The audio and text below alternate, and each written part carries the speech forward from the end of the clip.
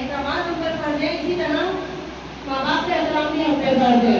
اللہ تبارک و تعالیٰ نے ہمیں ماں کی نعمت عطا فرمائی اور اللہ تبارک و تعالیٰ نے فرمایا میرے بعد اگر تمہیں کوئی سچی محبت یا بے لوث محبت، یہ بھی کہہ سکتے ہیں بے لالچ محبت اگر کوئی تم سے کرتا ہے تو وہ تمہاری ماں ہے۔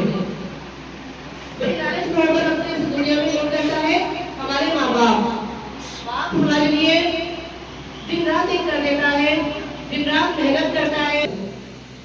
اگر ہمارے بچوں کے پاس قرآن کی تعلیم ہوگی تو ہمیں ماں باپ کے احترام کی اہمیت کا بخوبی اندازہ ہوگا کہ ہمارے ماں باپ نے ہمیں قرآن کی تعلیم اگر دی ہے تو سب سے پہلے اگر ہم قرآن کی تعلیم کو سمجھنے لگیں گے تو سب سے پہلے ہم ماں باپ کا احترام سمجھیں گے، کیونکہ قرآن میں سب سے پہلے ماں باپ کے احترام کا سمجھایا گیا ہے کہ قرآن کا ماں باپ کا احترام پہلے ہے۔ جو ماں باپ کا احترام نہیں کرتے ہیں، جو ماں کا احترام نہیں کرتے ہیں، شمار ہو جاتا ہے مشرق جو اپنی ماں سے بلند آواز میں بات کرتا ہے۔